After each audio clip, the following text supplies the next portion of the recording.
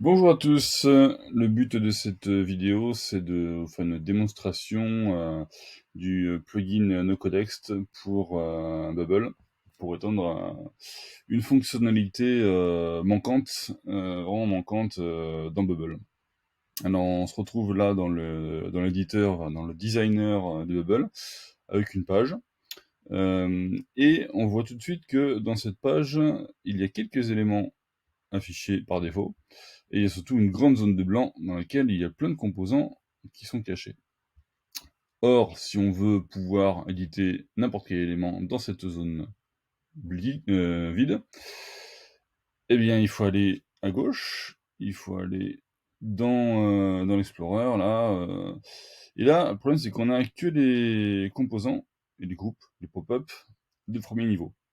Donc c'est-à-dire qu'il faut aller déplier chacun des éléments pour voir si l'élément qu'on cherche dans ce vide s'y trouve. Donc ça fait beaucoup d'actions, enfin, faut aller chercher dans la masse de composants celui qu'on veut. Donc c'est juste pas possible, ou c'est extrêmement fastidieux. Donc l'idée c'est de faciliter ça. Alors là, vous voyez, on a une icône, un œil là, voilà, qui va symboliser et représenter le plugin dans l'interface Bubble. Et quand on va cliquer dessus, il va se passer deux choses. La première, c'est que, ouais, on va cliquer.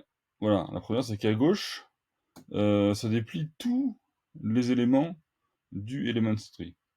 Donc, c'est-à-dire les éléments de premier niveau, les sous-groupes imbriqués, etc. Donc on a une vue globale de toute l'imbrication, de toute l'arborescence des composants constituant la page. Et à droite, vous avez remarqué que tout l'espace vide a été enfin comblé, et donc on voit tous les éléments qui sont dans cette page. Même les éléments qui par défaut ne doivent pas apparaître, par exemple parce qu'il y a des labels conditionnels, etc. Mais du coup, on peut y accéder. Ouais, et vous voyez, partout, ça a tout affiché. Voilà. Donc, et à gauche, alors j'ai pris le soin de ne pas afficher par défaut toutes les pop-up, parce que les pop-up s'affichent, euh, bah en fait il y en a une parmi toutes qui peut s'afficher à la fois, et de deux, ça vient polluer en fait l'interface, parce que si il y en a une qui est affichée, ben ça cache tout le reste, puisque c'est le principe d'une modale. Donc par défaut, elles ne le sont pas.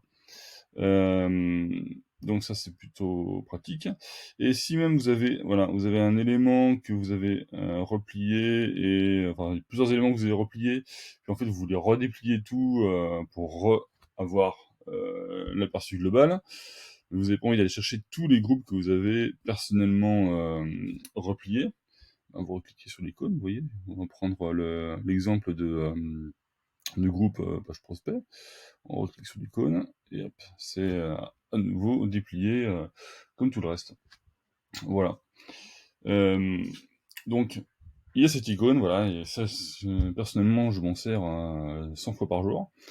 Et l'autre fonctionnalité que je voulais faire par rapport à ça, c'était, là, il y a un œil sur lequel on peut cliquer. L'idée, ça pourrait être d'avoir une configuration dans la fenêtre du, euh, du plugin, dans lequel vous pouvez vous dire, ok, j'ai cette action manuelle, mais moi je voudrais en fait que dès que ma page se charge, automatiquement tout se déplier sans avoir à cliquer sur l'icône. Voilà, ça se fait tout seul. Donc ça, c'est la prochaine fonctionnalité.